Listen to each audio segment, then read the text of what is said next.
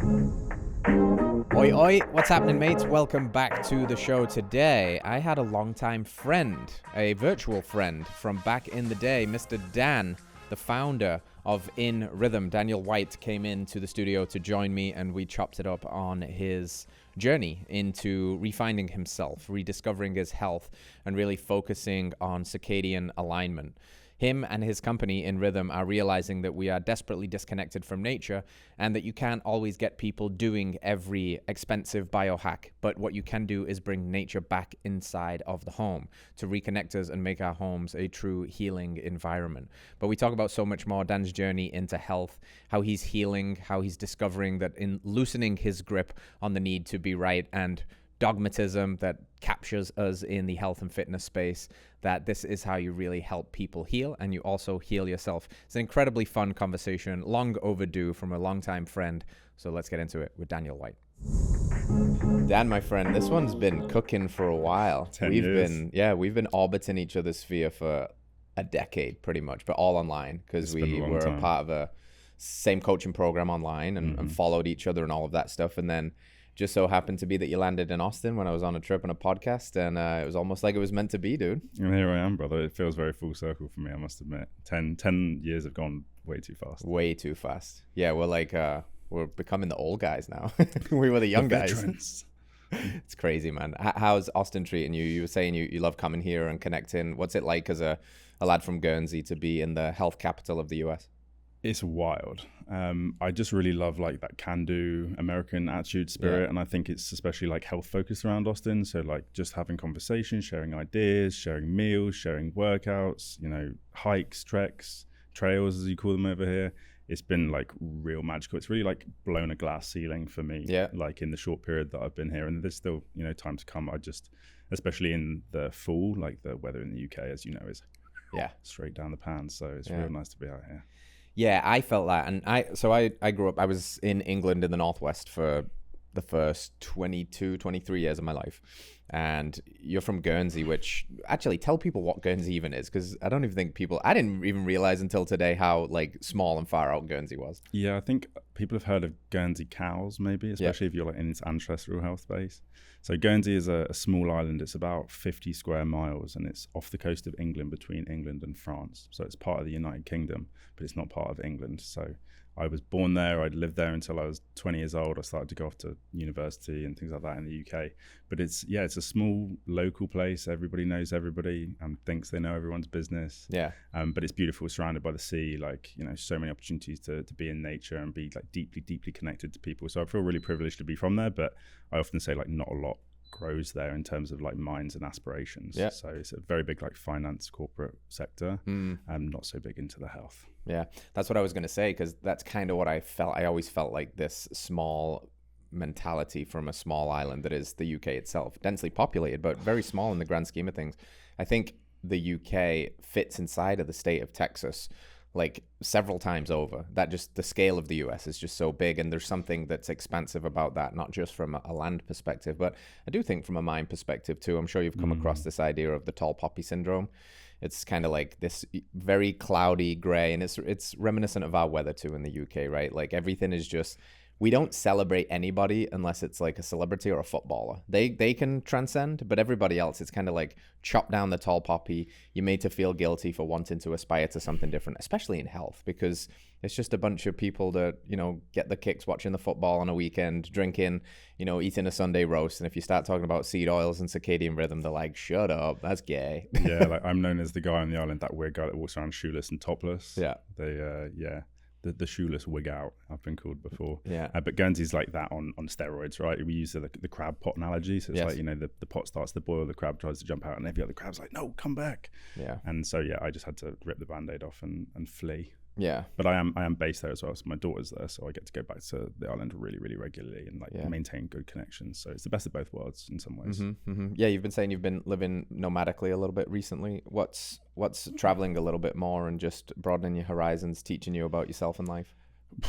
Just that, all the things I ever invested a lot of time to, like into my social capital and just like communication and health and like the wisdom, and connecting with nature and all these things, there was actually a place and a community that also feel like that. outside of Guernsey. So it's been like very, very expansive to get away from Guernsey. I think, like I said, it's really blown like a glass ceiling for me, and it's shown me like what's possible. And a lot of the projects and the things that I've been working on in Guernsey for a really long time, like I was burrowing away, like digging deep, like, to build like a foundation that could grow high. And like within a small period of time in the US, it already feels like, you know, the foundations are building upwards. So it's magical. Like I'm humbled every day when I look back and I kind of realize that this is the life that I was at one point dreaming of living. Yeah. And I'm like moving closer and closer towards that and the impact that, you know, I want to make. That's awesome, man. Yeah, it's a bit of a trip. Like for me to even just sit with you here as well. It's just like two kids from the UK that are, you know, on a podcast in the spot. Like if there's a spot for health, it's Austin, Texas, USA, and like doing the thing, you know. And I sometimes like have this almost like out of body experience of like, how do you end up here? Especially when I go home to my kids now and I've got an American wife and 2 kids and like these pigs and this land and all of this stuff. And I'm just like, if you'd have asked me, I couldn't have ever envisioned that, you know, when I was 15, 16, even 18. I didn't even know it was a possibility because I hadn't really stumbled into the health rabbit hole yet.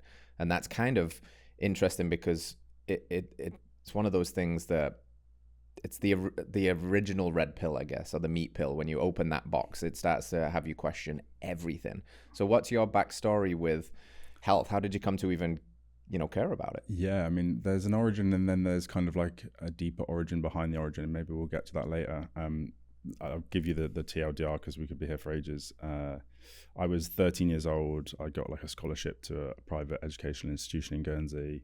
There was a bit of bullying and various different things that went on, and I like became very deeply entrenched in video gaming. So I was like, I always say I was the first child I knew, and we're talking about like 17, 18 years ago, like early 2000s, who was spending as much time online as I was. So I was like the first kid in my class with an iPhone, you know, up all night playing these MMO games until like 4 o'clock in the morning every day. And so my school, my studies, my weight, my mental health, my mood, everything just like plummeted, right? You know, I was hugely overweight, anxious, depressed, at times like suicidal, severe like autoimmune, eczema, allergies, all of these sorts of things. I was like the poster child of like, I mean, what I now understand to be circadian rhythm disruption, as well as like many other factors going wrong with my health. And when I was 17, I got into like a sixth form college, which I don't know what the equivalent is in the US. And I remember like walking in on the first day and looking at all these pretty ladies and being there like, I think I need to sort this out. Yeah. No, jokes aside. And then I went on the kind of like conventional, you know, move more and eat less and count and track every single macro and calorie and workout, and until I was literally in a worse place than where I started. Certainly I'd lost weight and certain things had improved, but like mentally I was really messed up. And that's when I stumbled across, or I was introduced to by a friend called Jamie. Big shout out to Jamie. You probably never heard this. Mark Sisson's work, so the Primal Blueprint, and kind of like 6 months into that, eating more nutrient density, more variety. I remember sitting up in my university bed and like literally crying because I realized I wasn't depressed anymore, and I wasn't like so obsessive and rigid. You know, there was still a long way to go over the last decade and a half. But like that was the first taste of freedom for me, like freedom from obsession, freedom from like dogma. Time went on, I studied a degree in nutrition and a degree in psychology. I often say how they both taught me exactly how not to treat people. Yeah. Because like psychology was so diverse, so many different theories and approaches. And my nutrition degree, I mean, I learned some great science, and like I did a meta-analysis and systematic review and things like that from my projects and my dissertation. So really, really got deep into the research side of it. But at the same time was really studying like Chris Kress's stuff. Yeah. Like Mark Hyman and the functional medicine, and like then really beginning to open up to like the whole mind body aspect, and it not just being about food, because I'd really fallen like strongly into that camp as well. So came back to Guernsey, started to practice as a nutritionist after my master's, did like a functional medicine health coaching certification, and was kind of like cruising along for a few years. In Guernsey we've got like a lot of corporate businesses, so I was getting like corporate speaking gigs and things like that. And then post-COVID in 2021, I'd kind of come to this realization that, you know, the last piece of the like physical materialist approach to health for me was like grounding, sunlight, circadian biology. You know, got my first pair of blue light blocking glasses, and they transformed my life, and, you know, really went deep in that, okay, this is a bit of a niche that I can practice from and educate people about, but it also, you know, really rung true to my origin story. And I was doing this business accelerator program at some point, and the day afterwards, they'd help me to identify that, that the pretty girls in the sixth form college, they weren't actually my origin story. It was, the gamer back in the day who was so engrossed in technology. And I had this dream that I was stood on, and you'll know what this means, probably nobody else. I was stood on GMTV, which is an old breakfast morning TV show in the UK. It doesn't exist anymore. And I was talking to the nation, it's all very grandiose, about how we'd done this research project in schools. And we basically educated thousands of children about circadian health, giving them blue light blocking glasses, and we'd seen a complete change in trajectory of the future of humanity in terms of what children were capable of. And I just became really obsessed with this idea, and I started floating mind experiments of, we've got a lot of problems in the world, the new children coming through are going to solve these problems, but they're not if they end up like I ended up. And having been that kid, I really understood that. So kind of went on a bit of a crusade for 3 years, ended up solo registering a charity, solo fundraising, running this huge field research project in schools with kids, 500, not 5,000. Proved some insane outcomes just with simple things like circadian health education. Basically, go and touch the grass, kids. It's really good for you.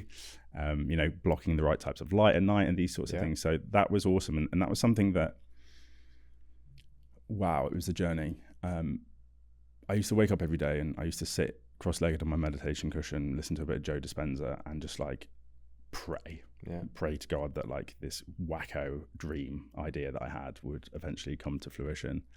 And after many prayers and many ups and downs on that journey, it did. And that kind of led me into more of the circadian and I don't like to use this word anymore, but it neatly describes it because everyone labels themselves as it in the quantum health space. So looking at the effects of photons and sunlight and grounding and EMFs and all this.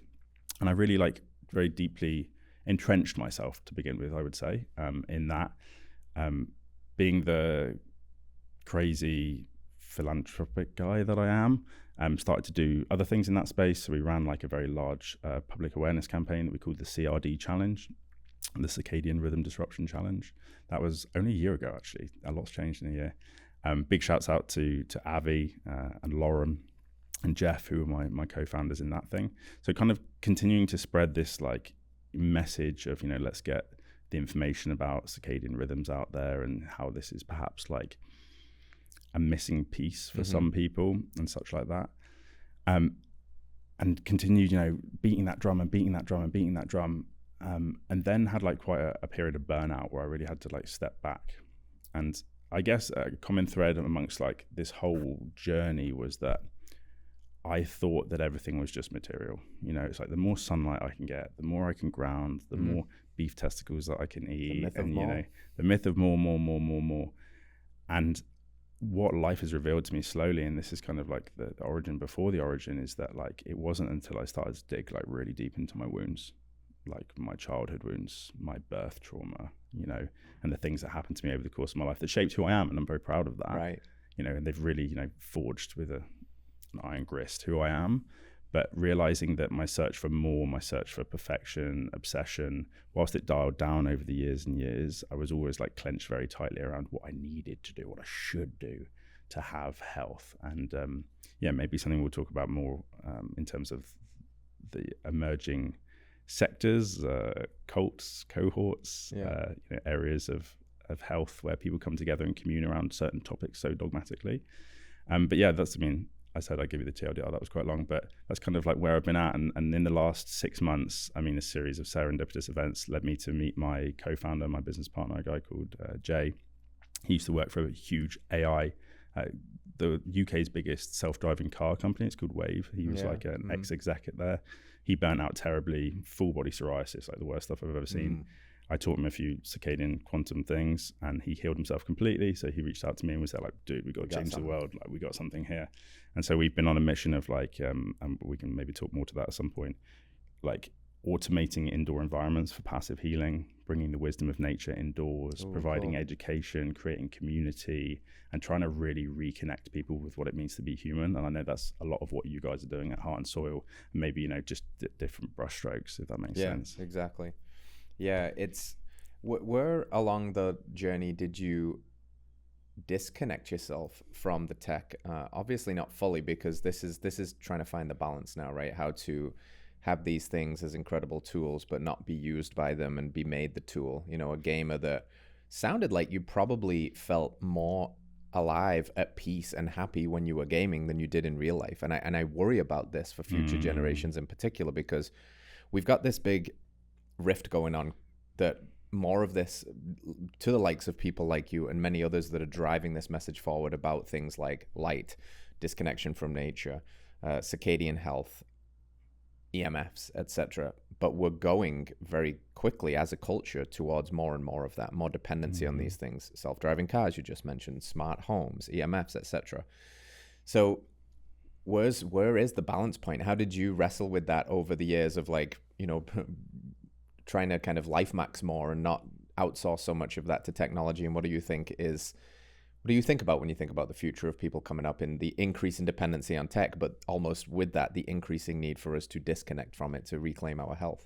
Yeah, it's a really interesting question. And I love to be like super authentic and say that, you know, it's been a rumble over the years. You know, I did definitely, stopped all forms of video gaming, because I was so deeply addicted. It was, you know, like an addict had to stop when I was like 18. And then I started to like tickle my toe back in around COVID time, because there was nothing to do. We were getting welfare checks, you know, it was like life got turned upside down. And I went through the rumble again, and I felt the strong pull and the dopamine driven addiction and drive. And it was with a different taste in my mouth this time, because, you know, when you sit at a screen at night and play some video games, not that I'm like morally chastising that at all. You know, I haven't played for probably over a year now, just because there's way too much other exciting things going on in my life.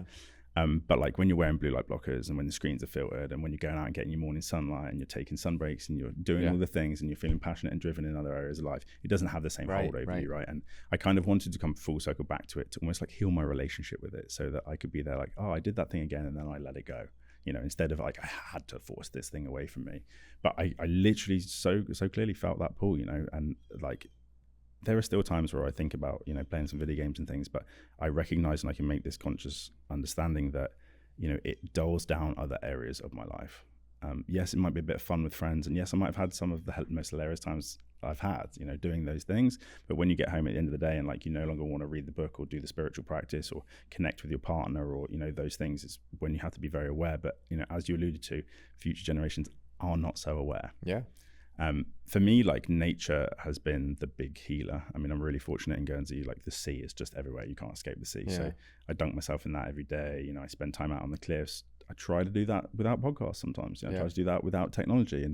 And you notice and you reconnect with like the intuitive like wisdom of nature. And, you know, I'm still not perfect. You know, I still depend on my phone too much, you know, especially now across time zones. I've got friends messaging me at all times of the day and night and things like that.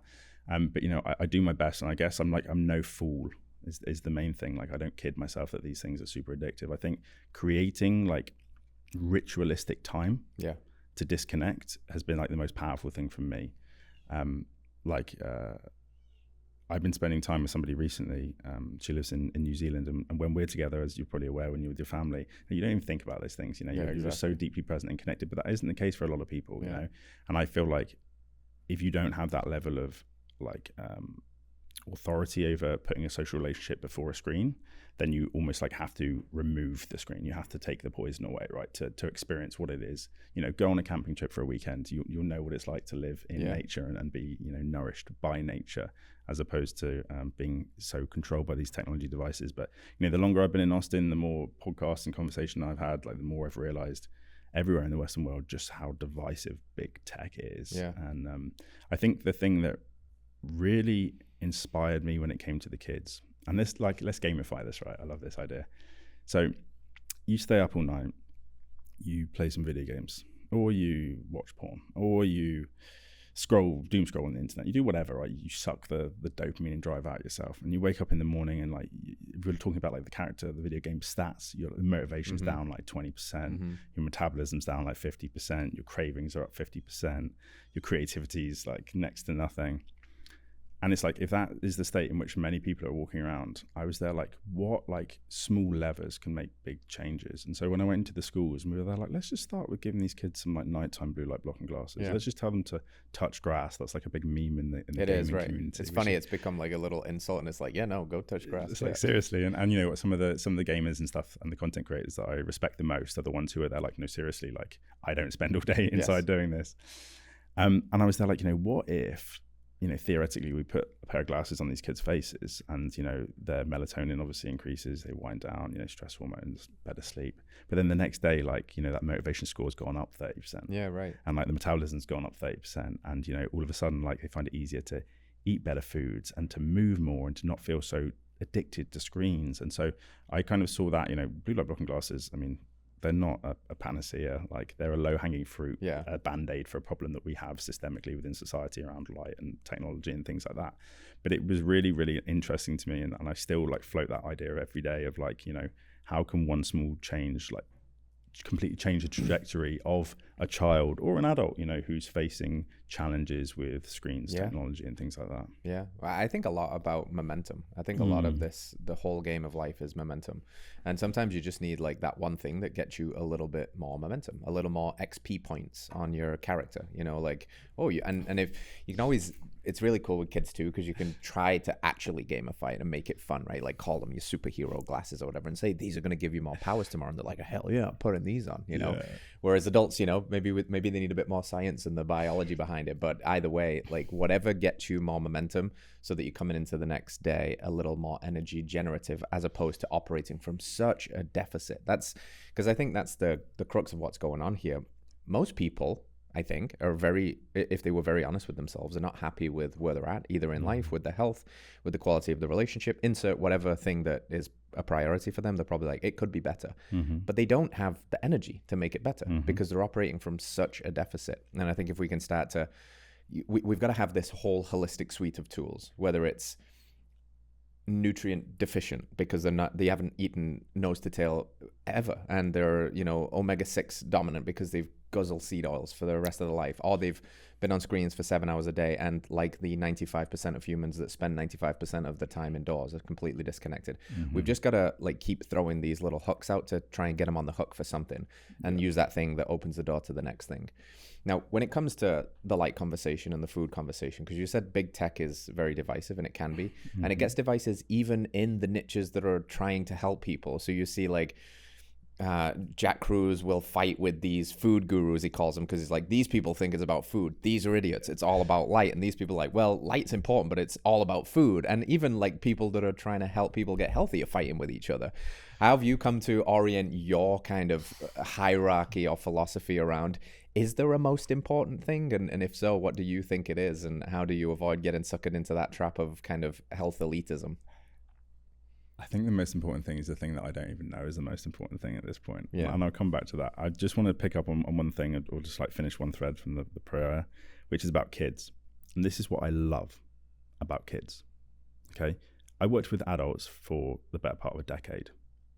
Sally and John, who are like in their late 40s or 50s, give them a pair of blue blockers, teach them a few habits, come back next week. Oh, I didn't wear them. Yeah. Oh, I've been busy, We're so deeply entrenched in the conditioning of their life. Maybe there's subconscious things on, I deserve to have this level of health or whatever. You don't get that with kids. Okay. Sometimes they can be boisterous. Sometimes they want to fight back against authority. But when I went into schools and I gave blue light blocking glasses to teenagers, they all looked at me like somewhat skeptically. Yeah. And then they come back next week and they're like, dude, this works. Yeah. Because as a young child, I'd call it maybe curiosity, call it being more conscious or whatever it is, you don't like inherently want to feel bad. Like, you don't want to like affirm this position that you have in life. And so like, I think that some of the greatest opportunities that we have are with children, especially because not only are they the future generations, but then when I started to work with kids, it was like the kids were telling the parents what to do, and then the parents finally started doing it because the kids were like the spokesperson for the family. And that was just a wild thing. Anyway, sorry, I digress. Back to what you were saying before, the infighting and what's most important. I tell you what, like I've sat in all of these camps. I've sat in the like heavily supplemented camp, especially like the chemical-based supplement stuff. I've sat in the like dogmatic nutrition camp. I sat in the calorie counting camp. I've sat in the light and quantum biology above all else camp. I think it's a shame. So the first thing I would say is that now that I've done a lot of work like in here in my heart to like alleviate a lot of that fear and the need for control and like dogma in my choices and to be right all the time, I love to sit in this space in between and be there like, well, Jack Cruz and those guys, they believe really strongly about that, and I love that, and these guys believe really strongly about And then there's people over there living in Sardinia who are like smoking a 20 pack of cigarettes every day, you know, and they're just tearing the land, and they believe that's cool. And it's like, okay, so like, where is the intersection between like all of these things? And to answer your point, you know, like, I mean, I do fundamentally believe that the light and the EMF piece is foundational, as is, you know, nutrition. I think that, you know, there's an 80-20 rule that you can apply to all of this stuff. Yeah. So if you're getting like 20, you know, the 20% of behaviors that matter the most, you're getting the 80% out of it. And then maybe, you know, you've got wiggle room with the other 20%. Maybe you don't if you know your health is more compromised. I'm not saying that's the case for everybody, but more and more so in the last couple of years, and I've experienced this as I've gone deeper into like the soul, if you want to put it that, and like, you know, my conditioning is realizing that I've become happier and health has become more accessible to me, and it's felt like less of an uphill battle and a struggle and a fight. I felt less resistance and just generally been a happier person the more I've gone inside and begun to clear out some of like the gunk of, you know, the societal conditioning, the early childhood conditioning, the traumatic birth experience that I had, and things like that. So, you know, I wouldn't like to put too much in any one place. Why I like the circadian stuff is because I think it's some of the lowest hanging fruit. You know, you put a pair of blue blockers on, you change a few light bulbs around your house, you start to spend some more time outdoors, and then all your character stats improve. And then you're like, oh, I'm curious about what the food does now. Or like, I've got the energy to exercise now. But I think it's totally okay for everybody's entry point to be somewhere different, you know? But I am very wary now of people who are very deeply entrenched in like one thing. And, you know, often you ask yourself, like, what is the motive? And I appreciate as well that, you know, some people feel so very strongly about their message and that that's their service to the world. But like, I feel like sometimes when you niche down too far, you don't really serve anybody. You know, it depends what your goals are, I guess, the grand scheme of things. Mm-hmm. Yeah, it's that is something about that need to be right that is very prevalent in online spaces. I love this idea that life withholds what you want until you no longer need it. And it's the needing. That's a deep one. It's the needing that gets you. And it sounds like, and I've had many people sit in that chair across from me, and I've had this experience myself where we all start out, it's a little bit like the Dunning-Kruger effect. The less you know, the more stubbornly you know it. And then you start to learn some shit, and then you're like, wait a minute. In the more I know, what's that quote? Like, as the island of knowledge grows, so does the shores of ignorance. Like, wow, that's it right there. I'm learning so much. My island of knowledge is so big. But now I'm looking at the shore of ignorance of like, and now I'm realizing that I don't know shit because I've got to leave this for that. And it's an interesting little trade-off. And you can either just stick in your grasp and I am right and everybody else is wrong, fuck you energy, or you can be like, I believe these things strongly, and I also respect that person believes that strongly. And I think what I've seen from so many people that have been on long health journeys, been in this game 20, 30 years, is it all comes back to something like this. Relax. Chill the fuck out a little bit. Yeah. I always say, relax your butthole. That's my funny little line that gets people. People do cleanse those memorable, things. You know, they're just so puckered up and tight and like, I am right. It's all this. It's all that. It's all the EMFs. It's the CDOs. And it's like, it's all of it, honestly. Yeah. But it's also you. It's also this constriction. It's this nervous system. It's this belief. It's this rigidity. So what are some of the pivotal things that came out as you started to go inwards a little bit and relax your butthole? It sounds like you've been digging deep. Yeah, I feel like we need to level that one up, bro. You need to relax and sun your butthole. I think sun your butthole is good too. That's very relaxed. Yeah, I mean, for me, like, so I was. This is what I'm beginning to understand of my early life. I was born breached, baby, backwards, being suffocated by my umbilical cord. I'd done some sort of defecation stuff on the way out, and I obviously was born into this super stressful like moment of wow, like this is life, you know, I'm dying potentially here. And I had no idea that kind of became a theme throughout the entirety of my life, that things always felt super pressured. I had to do things really quickly, otherwise they weren't going to happen. I was always kind of doing things in reverse, and maybe kind of came out backwards, I don't know. And like over the years, I began to dig deeper and deeper into that. I mean, unfortunately, I say unfortunately, you know, the dice were rolled, the cookie crumbled. My parents separated at a very young age. I've had an interesting relationship with them both, especially my father, who wasn't really there and hasn't really been there much, although I'm so grateful for the life that he gave me. And so that kind of pushed me towards this need to like achieve, to prove myself to somebody else or everybody else, which is exhausting, absolutely exhausting. I mean, you get a lot done and you can achieve a lot of things, but when you get home and you put your head on the pillow at the end of the day, you don't necessarily feel like relaxing your butthole, you know, you're very clenched in that way. And so I started to engage really to begin with like kind of subtle, gentle therapies, and a lot of them, honestly, I felt like they were horseshit. In functional medicine, I love this quote. There's a key for every lock, and my lock just wasn't being unlocked to begin with. I was doing things like, you know, Reiki and meditation, and I was in the monkey mind was wild, and all of these sorts of things. And then two things really shifted it a lot for me. It was all around a trip that I went on to Peru in 2019. I'd been following like Aubrey online and Kyle and people like that, and looking into like psychedelics as the panacea of all things. And I'm going to go and drink the brew. It's going to change my life and all these sorts of things. And I went to South America to drink the brew after like traveling the country a little bit. And I met a guy who was facilitating my introduction to this ayahuasca retreat. Was a traditional Chinese medicine acupuncturist. And like, long story short, sat down with this guy. He's there like, why are you here? I tell him my life story. I'm just going through these like, swinging plateaus, glass ceilings, sabotaging up and down, up and down, up and down. And he was like, oh, can I like read your body? And I'm like, I mean, I'm totally open. I'm like, yeah, dude, read my body. Go for it. And he's like palpating my arm. And he's there like, he's like yawning like really deeply. He looks exhausted after like 5 seconds of touching me. And he's there like, dude, I'm not surprised you feel the way you feel. He's there like, you've got all this grief trapped in your lungs and all this shame and guilt stuck in your stomach and your gallbladder. And I'm there like, okay, so what are we gonna do about this then, bro? And he said like, no, just lay back. I'm gonna put a few needles in you. I mean, I'd done acupuncture before. I was like prided myself as the guy who would take the longest, biggest, most needles in my back and all that sort of thing.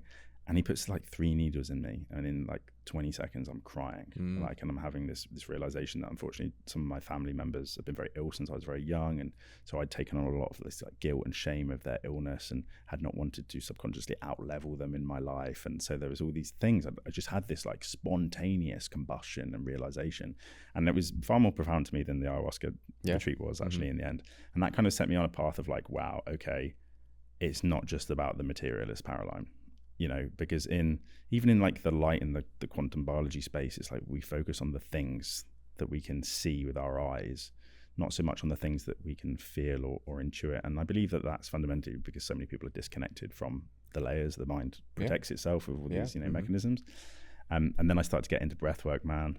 Breathwork, wow, conscious connected breathwork, absolutely transformed my life. I probably had about 20-25 sessions over the last 5 or so years, and intersperse that with mashing up the mushies in ceremony occasionally, and sipping the San Pedro and like some of those plant medicines done in the correct like ceremonial respectful ways. And there's been insights from those things, but yeah, nothing as profound as breath work for me. Just layer after layer after layer, coming off, shaving off in my life.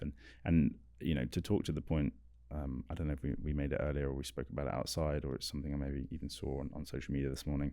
It's just like commitment to the path. There were some times that I left these breathwork sessions after having like cried my heart out and had these realizations about my dad abandoning me as a kid or whatever. I didn't know what to do with it. That energy was just like really rustled up. But I was there like, I'm going to come back next week and I'm going to do it again next week. And then next week, nothing would happen. The week after, something would happen.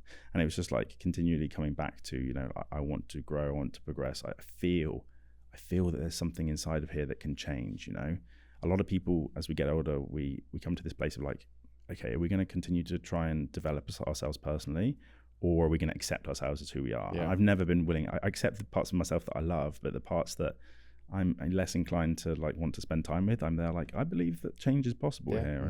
And like navigating and excavating that is my life's work now, really.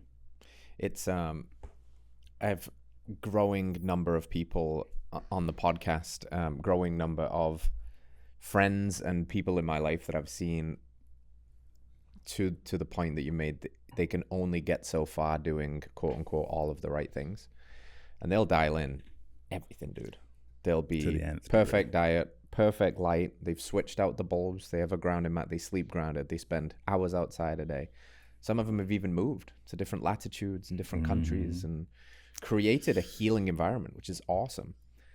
And I always say you can't heal in the same environment you got sick in.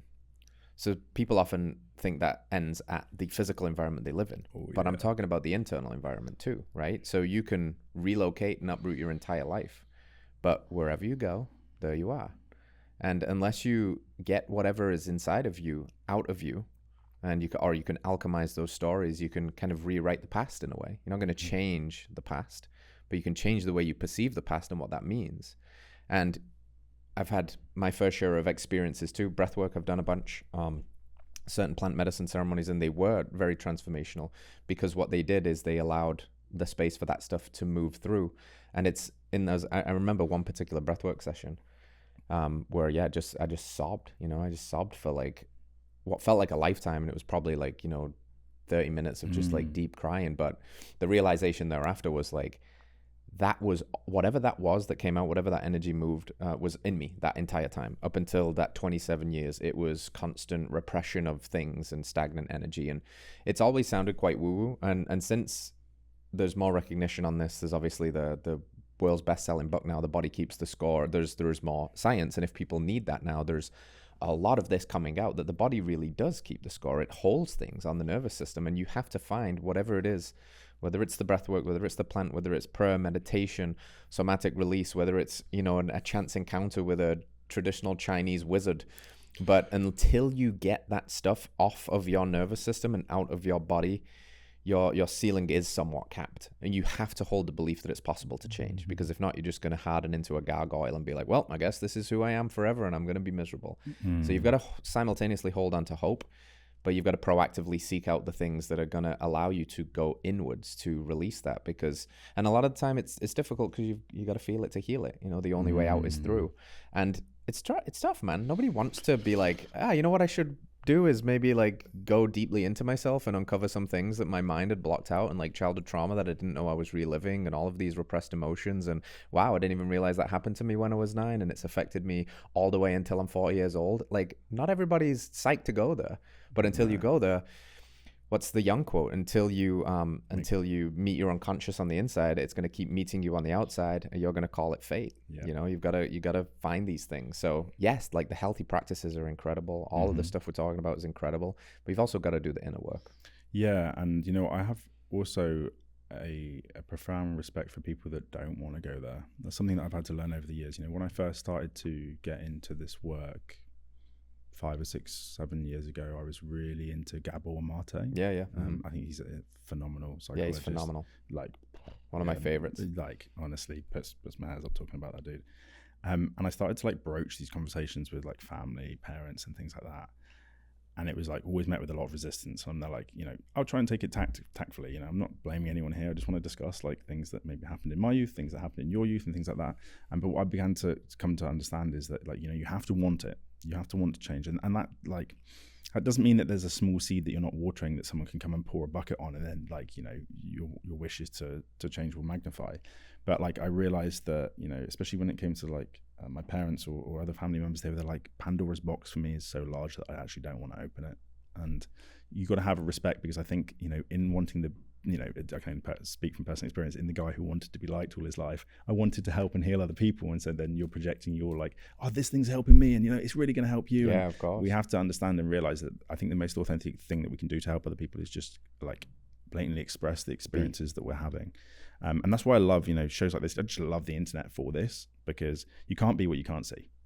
So like, you start to connect with these therapists, these audiobooks, you listen to these podcasts, it sparks some sort of question. There is like a grumbling of the subconscious. There's like a whisper in your ear, which is that like, maybe I should look at this stuff. And, and then life gets busy and you forget about it all, and you have the kids and the family and the video gaming addiction or whatever it is. But then the whisper gets louder, and you start to become more uncomfortable because you realize that there is something that could be done here. And as you alluded to, the truth is it's not always love and light. No, there's light and dark, and sometimes you got to go real deep into those shadows to like get to the place of the blinding light. And I've walked away from certain sessions, felt more confused than when I went in. I've walked away from other sessions and felt like I could conquer the entire world, and been there like, wow, that's just made sense of the last 31 years of my life. The last session I had, 3 weeks ago, huge shout out to my breathworker at home in Guernsey. His name is Paul. Absolute brother. And I had this session with him. We're doing conscious connected breathing, and there's like all this tribal music on. I love it. And we're getting deep. And I was breathing really well that day. And then I got to the end and I was just feeling blissed. I was like, this is amazing, wonderful. And he's like, would you mind turning onto your side for me and just going into the fetal position? And I was like, yeah, it's going to be comfy. I did it. He put his hand on my back and I exploded. And all this deep primordial fear of my birth trauma and the feeling of suffocation. And I just relived like all of this stuff within 10 seconds and stood up from it and was like really disjointed and like, wow, that was crazy. And it took me a while to come down from that experience. But as you alluded to, the space that it creates. Like after the first session I had with that Chinese medicine doctor, I just remember waking up the next day at this Airbnb in the middle of the jungle. I've got like 50 million mosquito bites at this point, and I don't give a, Yeah. I'm there like, it feels like there's a little bit more space inside my brain. Yeah. I've got more of an opportunity to witness. Whereas before, like the automated programs and the fear and the conditions are reacting to everything all the time, everywhere. And I think, in the Western world, we are so used to our minds being the main mode of operation that when we sink deeper into like the body, the heart, and I didn't know what the word embodied meant for the first like 10 years of doing this work. And then like, what are they on about? Like when I finish a yoga class and my mind shuts up a little bit, is that embodiment? And you begin to realize that, the deeper you go with the work, the more you can do of it by yourself. And another thing I think is really important to say is like the teacher is very, very important. I mean, people can teach themselves, but I see a lot of like, become a breathwork facilitator in 1 week and become a psychedelic master in 1 week. Craigslist shamans. Yeah, I'd be careful with the Craigslist shamans because people do get seriously hurt. Yes, they do. And it's not just plant medicines that happens in. That happens in like all forms of therapies, because you're dealing with very dense, sometimes very traumatic stuff. I mean, I feel like I've had just many, many little T's, and my childhood was more about, unfortunately, because of a lack of presence, because of stress and society and conditioning of my parents, like a bit of like emotional neglect that led to like me overcompensating in way too many ways as an adult. But other people face real deeply traumatic stuff, and full respect and reverence to that. And so I think that working alongside or being guided by the right people I'd rather someone took more time to find the person that they deeply resonate with, then they listen to this podcast and they're like, right, I've got to go and do this thing right now. He said it, I must do it. Yeah. It's very, very important. They say when the student is ready, the teacher shall appear. But there's a lot of people claiming to be teachers that maybe need to do a bit more work on themselves first. Yeah, exactly. It's that same place. One of the teachers that I had I did a bunch of breathwork ceremonies with him, and he was a very wise man and very, very clean, very pure, very much lived the path. Because a teacher really can be many things, but a lot of the times I think it's somebody I say this all the time to like coaching clients. You can only take a client on a journey as far as you've been. So you want a teacher that's been further than you, that knows the territory, that understands the map is not the territory necessarily, because you're different than me and you have a different upbringing, but I know roughly how to stumble through this and I can hold you through this. And he told me that the goal of holding space, because I hosted a bunch of retreats and things like that, and a part of that was breath work, and I recognized very quickly that you can deal with pretty big, heavy things, and I've witnessed it. I've witnessed incredible releases, like deep screams from people like that are just a primordial release of years of repression and trauma and things like that. And we talk about this holding space thing. What does that mean? And he described it as you have to be a hollow bone. And what that means is the hollow bone is strong enough, it's sturdy enough in the structure to hold the space, but hollow where it lets the things move through it without conjoining with your stuff. Because what we're talking about here is really the world of energy, and it's the unseen world that we all know is true, whether you want to admit it or not. We think like table, seen world, you and I, meat suit, but there's an energy about things, and you know it because your energy fluctuates. And if you're in these spaces with people that have a very dense energy themselves, that have not been able to hollow their own bone out, it's going to join with your stuff, and you could potentially negatively amplify those things. So, if you are looking for a teacher, read a lot of reviews, look at the testimonials. Hopefully they have some kind of call so you can just sit with them and be with them and feel if you resonate with them or not. And if even an ounce of your spidey sense is tingling, then don't. Yeah. You know, your body is very wise. Your intuition is very wise, and you should listen to it. And if you have stumbled into the wrong classroom, you know, have grace for yourself. I've stumbled into many a wrong classroom over the years. I was one of those guys that kind of had to learn by experience rather than advice. Yeah. And so I had to get it all wrong, and I've gotten it wrong a few times, and that's only added to like my arsenal of like awareness and my spidey sense, that intuition, that sixth sense, if you want to call it that thing. But yeah, I think it's really interesting. And I mean, like you alluded to the physical and the, you know, the non-physical. There's so much emerging like science and research out there. It's just completely undeniable these days. You know, like research into the biofield, things like Kirlian photography, where you can literally like measure like the aura or the biofield, energetic field around the body based on like certain techniques of photography and things like that. It's there if you go looking for it. That's right. And I think it can feel like very overwhelming to people. And I guess, you know, I've reread several books several times in my life, and each point I've read the book and been like, wow, I never had that realization, or that podcast, or that, you know, that topic that I broached years ago didn't make sense to me then. And I think just realizing, and I talk to my family about this a lot, because it can be very, very overwhelming. You know, you start something like changing your diet and nutrition. You know, I started with counting calories, and then I started with eating more primally, and I was still like, didn't know about vegetable oils, but I was just doing like low carb. So I was still eating like crappy oils and things like that. And it's okay as long as like you're making progress, I think, and you're aligning yourself in the direction of people that can teach you. You don't have to get it all right overnight. You know, this has been like years and decades, but you know, if you're like seeking a life of like more meaning, more purpose, more fulfillment, if you get that sense that it's in there, all you got to do is persevere and just continue and carry on, and have respect and reverence for the journey. You know, there's so many times where I thought, oh, I'm going to do this ayahuasca ceremony, I'm going to have this breakthrough experience, I'm going to commune with the entities, and you know, it's all going to make sense. I'm going to wake up the next day and be inspired for the rest of my life, and you know, I'll never cry a tear again, or maybe not to that extent. And then I realized, okay, I drank the brew, some lines kind of started to squiggle around a little bit. The shaman threw up more than I did. You know, I walked away from it and was there like, okay, why didn't I have that experience that I expected myself to have? And then I kind of got this whisper in my ear that was there like, because you wouldn't be able to relate to anybody that you're trying to help if you did. So it's like, you know, who are you in service of? And like getting a 30,000 foot view of like, okay, maybe things aren't supposed to shift so dramatically for me.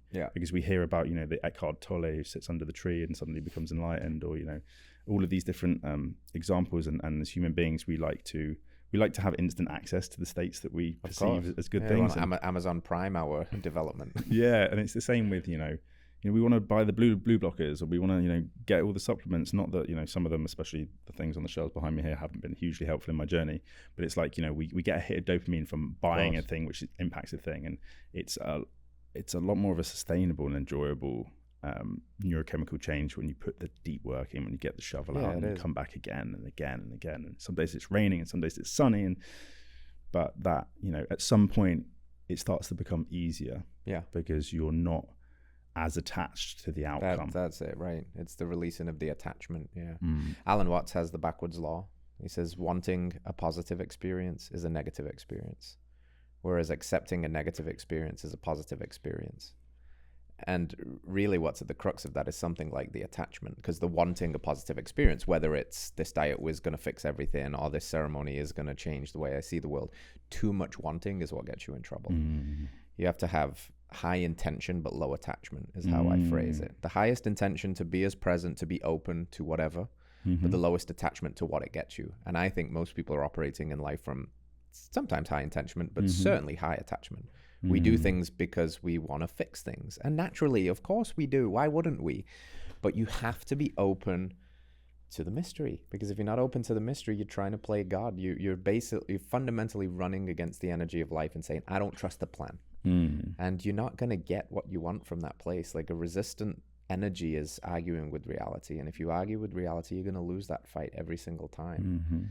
So I think, there's a lot of this big surrender experiment that needs to happen. It's a really good book, by the way. It's a very good book. It's a very good book. I've listened to that one several times. And whether it's, life itself is a ceremony. I treat life as a ceremony, and everything that happens is, you know, because you can go into these ceremonial experiences. Like maybe, 2 weeks from now, I'm going to do a breathwork ceremony. That's awesome. But one of my teachers always said to me, like, the ceremony begins when the ceremony ends. So you go and do these things and you have like, whoa, that was really cool. And I had this breakthrough. Oh, that was really hard. And I had this release. that was just the event. The ceremony now begins in life, the integration. Like, what do you do with that now when you've left certain situations where you're like, I'm kind of more confused than I was when I went in, versus other ones where you're like, wow, I've got so much clarity now. If you go back to doing all the same things you did before, then really you just had an experience. If you go and take that experience and actually change the things that matter, sit with it, think about what you need to do differently in your lifestyle and people, that's the integration, and that's where the magic happens. And for me, it's always really come back to relationships, and like especially familial relationships. I mean, talking before about, you know, some people need to move country, some people need to move to like, you know, more sunshine, close to the water, close to nature, in order to heal. But a lot of people will like divorce themselves of the life that they were in, like you said, going away and realizing that the terrain may change around them, but it doesn't change inside of them. And I see a lot of people, I've met a lot of people, especially like in the tropics and places like that, where if you sit down and you have a really deep conversation with them for a while, you realize that like there's not a lot of integration going on in their lives, you know, that they still hate their mum and their dad, and that they still can't find peace with their brother and their sister, or, you know, they're still holding on to things from childhood. And like, I just, you know, at the minute I've been doing this meditation every morning, and I think it's really profound. It's like at the end, it's like, you know, and what can you let go of, and what can you let go of, and you know, and because you have to let go of things to welcome new things in. And for me, like the ceremony, the breath work is about letting go of stuff, but then you need to be open to like bringing the wisdom of that into your life, and like to integrating that and to making a change, you know, even if it's a small one. Yeah. Because that is really what sparks the change in trajectory, you know, as we said. Like, my auntie, she was a very spiritual lady. I used to think she was whack. She's sadly no longer with us. She was like my one most unconditional, loving parental figure. Bless her, Martine. And she always used to say to me, she was very, very ill from when I was born. She had Crohn's disease. She had a bowel removed, an ileostomy, and like chronic, real chronic. I mean, like a traumatic parody of the medical system. And she said to me, it's not just the medicine, it's the magic. And then you've got to make space for the medicine and the magic. So, you know, like I've really carried that with me. And whilst I may not think of myself as a magician, I'm kind of like, you know, doing tricks on myself, if nothing else, or people are doing tricks on me. I tried to think about, you know, like what I can give back to the world. Yeah. And maybe this is a good segue, like around like the kids and, you know, the schools and the having this impact on the world. It's like, well, if I can introduce them to the medicine in the form of the blue blockers, or the education, or, you know, the products and tools that we're developing to make indoor environments more livable and more in rhythm, maybe then they'll find the magic of their own accord. That's right. Yeah. You know? Yeah. It's the little course adjustment that just nudges them off the path of, you know, the path that's walking them off a cliff to like, oh, wait a minute, there's maybe a path to something like Lemmings utopia was a good here. game I used to play. Yes, exactly. Yeah, this you mentioned when we talked offline about things that you want to help people implement, whether it's in schools or the homes, that are seemingly low-hanging fruits as long as they make the change, but directionally move them massively in the direction of health. When you think about the work that you've done in schools, or this idea that you've talked about of things that bring nature back into the home, I think that's wonderful. What are some of the things that you get really excited about? Yeah, so honestly, life's gotten real wild in the last couple of months. My co-founder of In Rhythm, Jay, he was given an old Mayan book, like a Toltec book. It's thousands and thousands of years old, and in this book it talks about, there's a prophecy around like, you know, the greatest technology that humans will use is nature, this technology that's based on nature. So it really got us thinking about like, you know, we live these indoor lives. Okay, it's the reality of it. You're not going to change an entire generation overnight. It's probably not even in a year, a decade, 100 years. So we have to respect the fact that people are living more indoors. You know, there are some people who probably looked at my Instagram content over the last 2 years, my stories, and are sort of like, F you, the amount of time you can spend outside. I don't have that luxury. Yeah, what a privilege. Right? What a privilege. And, you know, the truth is that when you have more energy and more motivation, more alertness and aliveness, you probably find more time. You prioritize going outside more, and, you know, whatever that means for you. But, you know, Jay was talking to me and he said, what's the current paradigm? Person goes to the doctor. 15 minutes, doctor's office. White pill. Person goes home. Takes white pill. It does or doesn't have short-term, long-term benefits, side effects, whatever. But that's the model, right? People want the white pill. What's better than a white pill? The white pill that you don't have to take. Okay, so our ancestors didn't have to take the white pill because they lived in nature. Nature was the white pill that they didn't have to take, right? Why do people like 8 sleep? You've heard of 8 sleep mattress? Because people just have to sleep on it. You don't have to think about it. It just improves your sleep. And so we started applying this idea to like indoor environments. And the first thing, like idea, and we're really excited, we're launching this imminently. I don't know when the pod will come out, but the chances are this stuff will already be accessible online, is like new types of lighting that can shift dynamically over the course of the day within your home. That's awesome. That actually are not only visible, so like just a very quick like 60-minute download for people. Real light comes from the sun. Okay, that's the first thing to understand. And sunlight gives off an incredibly broad spectrum wavelengths on the electromagnetic spectrum, all the way from UV, depending where you live and the hemisphere and the time of year, into the infrared range, really, really far out infrared.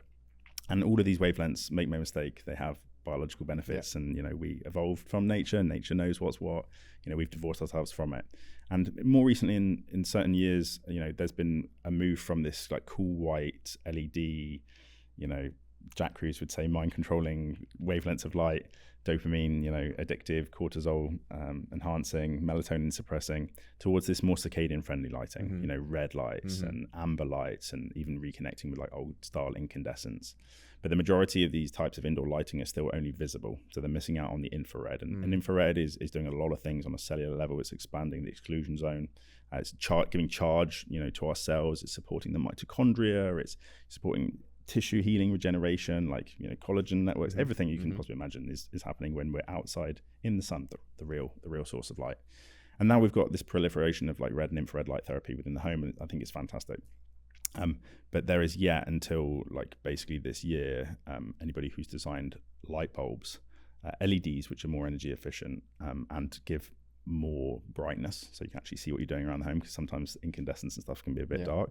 So again, you have to ask about the user experience, because ultimately if I give you something that makes your entire room go completely red because it's an isolated red wavelength and you don't want to use it, you're not going to benefit from it. That's just the reality.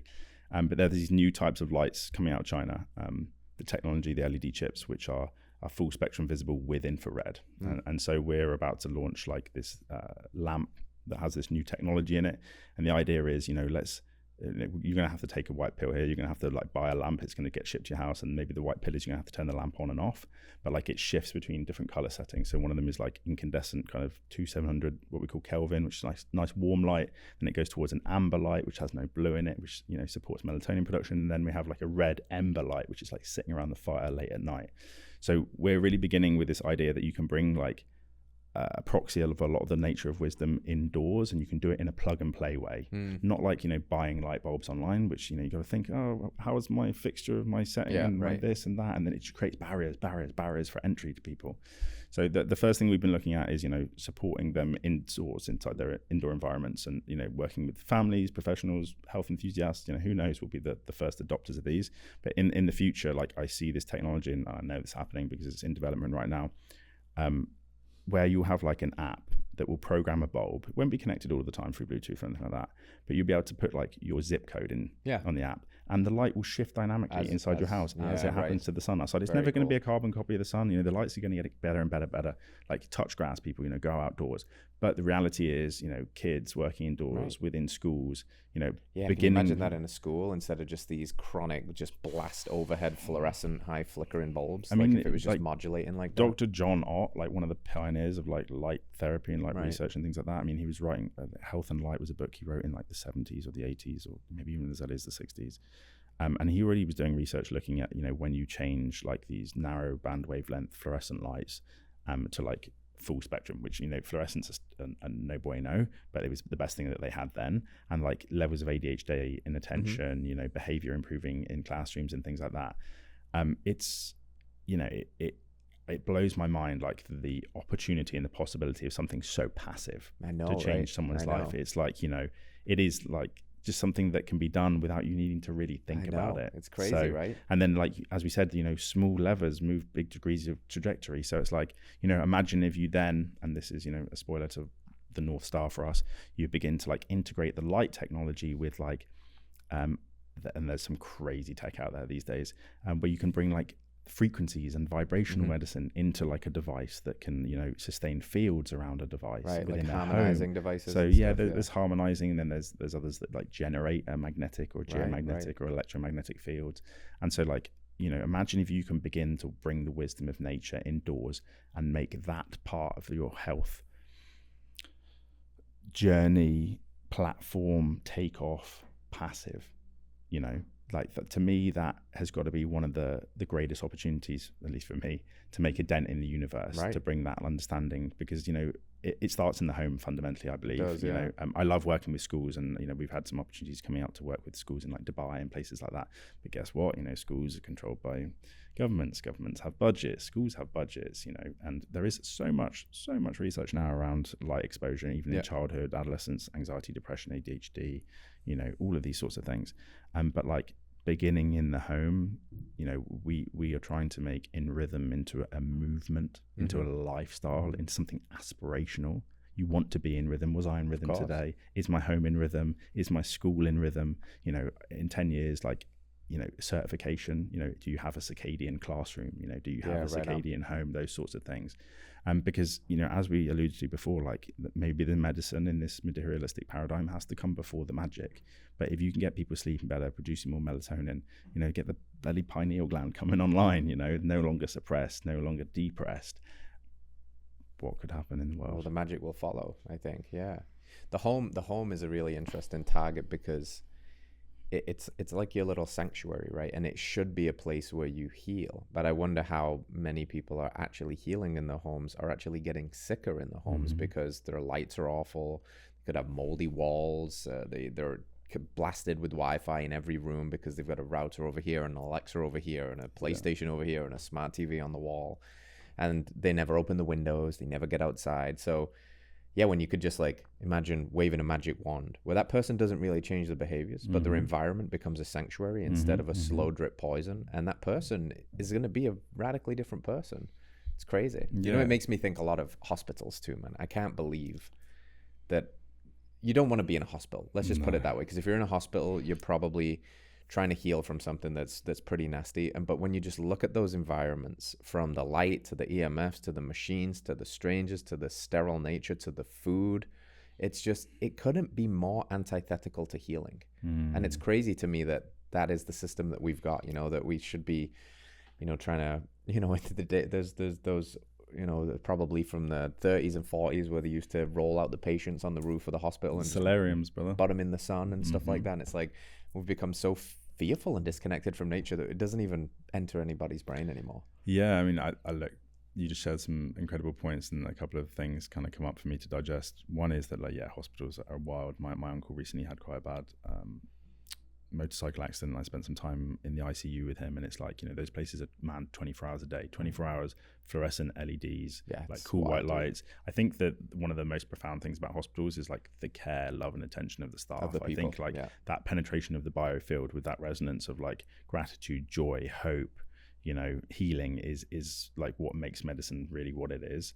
And, you know, another thing is, and I've fallen prey to this, is, you know, this idea of like controlling the entirety of the outdoor environment. Now, we all know of people who sit under artificial light all day, who are really overweight, you know, by standards that we would look at, who've got more visceral fat than you'd like to think is healthy for them, but the happiest, healthiest people who are free from chronic disease. And I think it's really important to understand that, you know, we have to tend to the inner and the outer terrain, as we were talking about earlier, because yes, we can create profound shifts through like light, water, magnetism. So, you know, the frequencies in your environment where you live in the world, the light in your home, you know, maybe you hardwire your internet instead of having Wi-Fi, you turn it off at night. Maybe you keep your mobile phone in airplane mode, you don't keep it close to your gonads, and all these things. And we know that there are impacts happening from this stuff. The research is really, really clear, but we can fall like into this fallacy of that the science is everything, that the 2% that we see is everything out there. And I was listening to shout out to Alex Zek. I was listening to one of his podcasts recently, and he was talking to this guy about the biofield, and they were discussing how basically, you know, emotion, positive, heartfelt emotions, joy, gratitude, you know, aspiration, humor, excitement, love, which, you know, some of us might need to do some work to get to those states, but those can like not that they can, they are a fundamental part of like that complete picture of health. But coming back again to what we said is like, sometimes you have to work with the medicine to get to the magic, especially if that's where somebody is at. Yeah, exactly. If someone's there, right? waking up every day depressed and anxious, they probably need to change their light environment. They probably need to take some magnesium, maybe need to get some organs, nose to tail in them, and that's going to lead to like a catapult in the trajectory. It's going to be like the low hanging fruit, which character levels up 2 levels one day. Wow, I feel so much greater.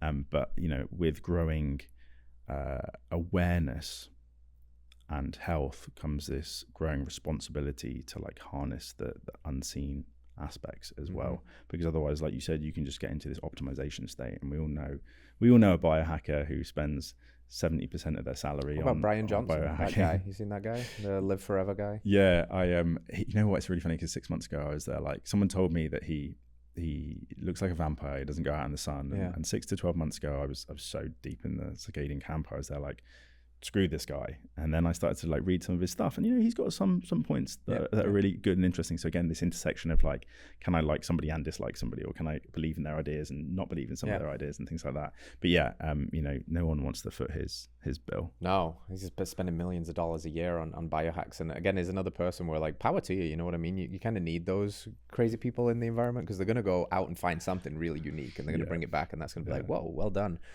But I can't help but think, like, again, dude, relax. Just relax a little bit, at least a little bit. You can still have all this fun, but go get a bit of sunshine on your skin. Go to the ocean. Don't feel the need to be under your umbrella because of UV damage. Like, nature didn't get it wrong. It didn't make mistakes, and the growing, I am very bullish and hopeful that if people are actually willing to look at the science now, they'll see that the science supports a lot of these ideas that may be called woo-woo or esoteric. Joe Dispenza says that science is the contemporary language of mysticism. What it's really doing is confirming that, even the most ardent scientific materialist still needs the one miracle. They still need the one miracle, because at the end of the day, we have to acknowledge that whether it was a big bang and it's all random, like something even created that's the one miracle. So you can't get away from it. And you have to be open to the miracle, because if you're not open to the miracle, power to you if you're not open to the miracle, I guess, but I just don't think it's going to play out that well in the end.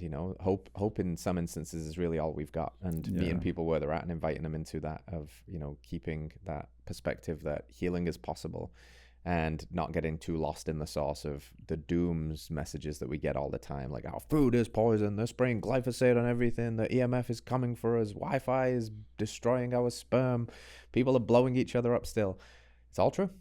It's all true, and you can still find like beauty. You can still find hope. You find beauty everywhere you look for it. That's why I posted the other day. I was in a Lowe's parking lot, and I had to go in and buy some parts of my HVAC that's kicking in. Like, the whole stories of the humanness. Like, I've got a broken HVAC and it's going to cost $15,000 to fix it, and this is bullshit. And then I just look up the sky and there's this most beautiful sunrise, and I'm like, it's always there. You just got to look for it. Yeah, I really, really love that, bro. I think it's so profoundly important, and I think a thing that you were kind of alluding to is like community and having people to spread that love and that joy with. I think we weren't created as a species that lived in community from the moment we developed for no reason, right? And I think one of the problem is that we have more community online than we've ever had, in many cases, myself being a prime example of that, right? Being connected through the various programs and educational fundraisers and awareness campaigns. I've had hundreds of friends in this space, and I've spoken to hundreds of people online. You're a prime example, right? But it's when you get tangibly in contact with people, when you touch, when you hug, when you share a cup of coffee, when you share a laugh, when you play football in the back garden, or whatever. It's like, what's the point in being like the healthiest version of yourself if you've got no one to share that experience with? And it can be like I always used to say to clients, like, healing can be a bit of a hockey stick, a British hockey stick, which is, it goes down before it goes up. Probably the same as an American hockey stick, I don't know. Because sometimes like you begin to learn about like the light, the CDORs, the EMFs, whatever, and you kind of realize that your entire friendship group is maybe not living in alignment with the way that you want to go, and you can go through like this. I think Chris Williamson talks about it as like the lonely chapter. And I've had the lonely chapter several times in my life, but like, again, that perseverance through the lonely chapter, and like, learning who you are and establishing like your values, and not so rigidly to the point that you can't be friends with the people you used to be friends with, but understanding that, like, you know, if you put out that vibration and frequency of like wanting, the intention of like wanting a different life, wanting to live a different way, eventually like curious creatures will come out of the woodwork to find you. And that's been the case for me. And, you know, again, just blessed to be in Austin right now and be able to finally like actually make real life touch with a lot of these people who have come out of the woodwork and that I've explored over the years. But it's a really, really important thing, because again, you know, you can have 20 pack of cigarettes a day in Sardinia, but you're close to your family, you're close to your friends, you have last jokes, you have meaning, you have purpose every day. And, you know, there's so many anomalies out there. So yeah, that's my thought on it. Find the others. Yeah, life is meant to be lived. It's wonderful, this tool that we have that connects us across borders and time zones, but you'll never replace the real thing. You know, it's social media is not as social as it's billed sometimes. It's like a social masturbation. It feels like the real thing, but it's just not the real thing. The real thing is what's better, and that's why we all want it and crave it, you know. Where can people go to keep up with you, man, and what you're doing within Rhythm? Yeah, so in terms of In Rhythm, the website URL is inrhythm.earth, and we have like an online DIY circadian sleep health program. Pretty proud of that one, to be honest. That's been an amalgamation of like 10 years of my work, a really like low ticket thing that people can come and just grab and like transform themselves and their families. And we'll also be releasing products and things like that soon. So I alluded to like the lamp and the kind of like innovative light and things like that. We're at inrhythm.earth on the gram. I'm at Daniel White Health on the gram. So I post far more personal, meaningful, deep, wild, wonderful, and sometimes slightly outlandish stuff on my own personal Instagram. I'm sure that you're the same. After following you for 10 years, I know you are. But yes, we got the two things, inrhythm.earth and then Daniel White Health. Beautiful, mate. It's been awesome to actually connect in live and just, you know, this is the kind of conversation we'd have if we caught up over a coffee. So I was like, might as well sit down, turn the cameras on and push record and have it, you know. So thank you for sharing your time with us, bro. Thank you for the invitation. I feel truly blessed. Yeah, pleasure. And you lot, we'll see you next week. Stay grounded. Go get yourselves in rhythm. All right. Touch grass. Touch grass. Peace. All right, friends. Thanks for tuning in to another episode of Radical Health Radio. We got a fresh new podcast for you every Wednesday. If you enjoyed the show, consider liking, subscribing, reviewing, and rating us on your podcast platform. It helps to spread this message of radical health. We'll see you next week.